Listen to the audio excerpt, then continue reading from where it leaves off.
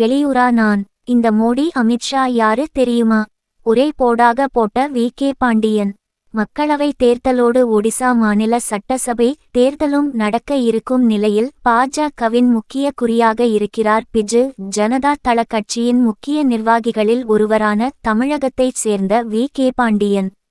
பாண்டியனை குறிவைத்து பாஜக பல்வேறு விமர்சன கணைகளை தொடுத்து வரும் நிலையில் அதனை கண்டுகொள்ளாமல் தீவிர பிரச்சாரம் மேற்கொண்டு வருகிறார்.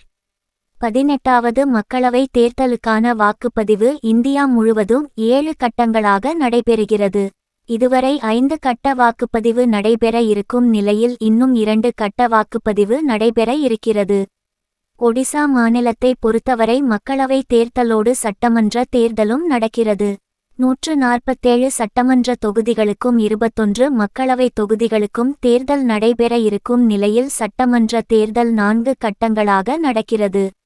இதுவரை 2 கட்ட தேர்தல் நிறைவடைந்திருக்கும் நிலையில் இன்னும் 2 கட்ட தேர்தல்கள் ஒடிசா மாநிலத்தில் நடைபெற இருக்கிறது.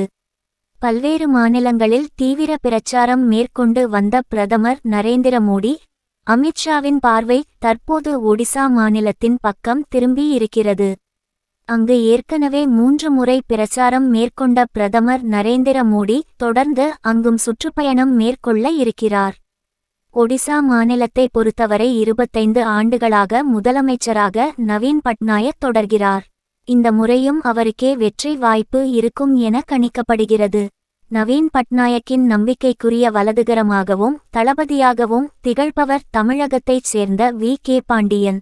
பஞ்சாப் கேடர் IAS அதிகாரியாக இருந்த அவர் ஒடிசா மாநிலத்திற்கு மாற்றப்பட்டார்.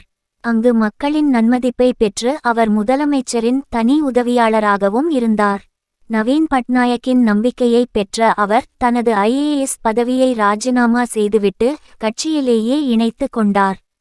தற்போது பிஜு ஜனதா தளம் கட்சியின் நம்பிக்கை தளபதிகளில் ஒருவராக இருக்கும் அவர் தேர்தல் வியூகங்களை வகுத்து கொடுத்து வருகிறார். அவரது வியூகத்தின்படியே தற்போது ஜனதா தளம் தேர்தலை சந்திக்கிறது. நவீன் பட்நாயக் திருமணம் செய்து கொள்ளாத நிலையில் அவரது வாரிசாக வி.கே. பாண்டியனே இருப்பார் என கூறப்படுகிறது. இதையடுத்து அவரை நோக்கி விமர்சன கணைகளை தொடுத்து வருகிறது பாஜக. கடந்த சில நாட்களுக்கு முன்பு ஒடிசாவில் பிரச்சாரம் மேற்கொண்ட பிரதமர் நரேந்திர மோடி, ஒடிசாவின் கனிம வளங்கள் கொள்ளை அடிக்கப்படுகிறது எனவும், பூரி ஜெகநாதர் கோயிலில் பொக்கிஷ அறையில் காணாமல் போன சாவி தமிழகத்தில் இருக்கிறது என வி.கே. பாண்டியனை மறைமுகமாக விமர்சித்து பேசினார். இது பிரதமர் மோடிக்கு தமிழகத்தில் இருந்து பலத்த கண்டனங்களை பெற்று தந்தது. அதுமட்டுமல்லாமல் அமித்ஷாவும் வி.கே. பாண்டியனை குறிவைத்து பேசினார்.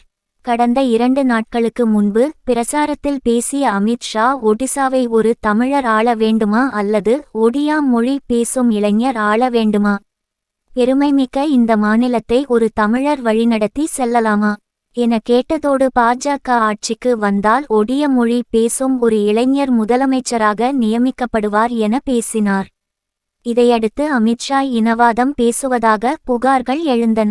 இந்த நிலையில் இதையெல்லாம் கண்டு கொள்ளாமல் தீவிரமாக பிரச்சாரம் மேற்கொண்டு வருகிறார் வி.கே. பாண்டியன். அமித்ஷாவின் கருத்து குறித்து பதிலளித்துள்ளார் வி.கே. பாண்டியன். 5 வருடத்திற்கு ஒருமுறை சுற்றுலா பயணிகளாக வருபவர்கள் என்னை குறித்து பேசுகிறார்கள். நான் ஒடிசாவின் மக்களோடு மக்களாக பயணித்திருக்கிறேன். நவீன் பட்நாயக்கின் குதிரை போல செயல்பட்டு வருகிறேன். 5 வருடத்திற்கு ஒரு முறை வரும் டூரிஸ்ட்களுக்கு ஒடிசாவின் தலையும் தெரியாது வாலும் தெரியாது. ஒடிசா மக்கள் அவர்களை அரசியல் சுற்றுலா பயணிகளாக பார்க்கிறார்கள் என கூறியிருக்கிறார். அமித்ஷா போன்ற பாஜகவின் நட்சத்திர பிரச்சாரகர்கள் போன்ற பல வெளியாட்கள் ஒடிசாவின் தலைநகருக்கு பெயரிடவே போராடுவார்கள். ஒடிசாவில் தேர்தலுக்கு சில நாட்களே உள்ள நிலையில் நவீன் பட்நாயக்கின் பிஜேடி கணிசமான பெரும்பான்மையுடன் வெற்றி பெறும். பாண்டியனின் கூற்றுப்படி பிஜேடி 2019 தேர்தலில் 21 இல் 12 இடங்களில் வெற்றி பெற்றதை விட சிறப்பாக கூடுதலாக வெற்றி பெறும் என்றார்.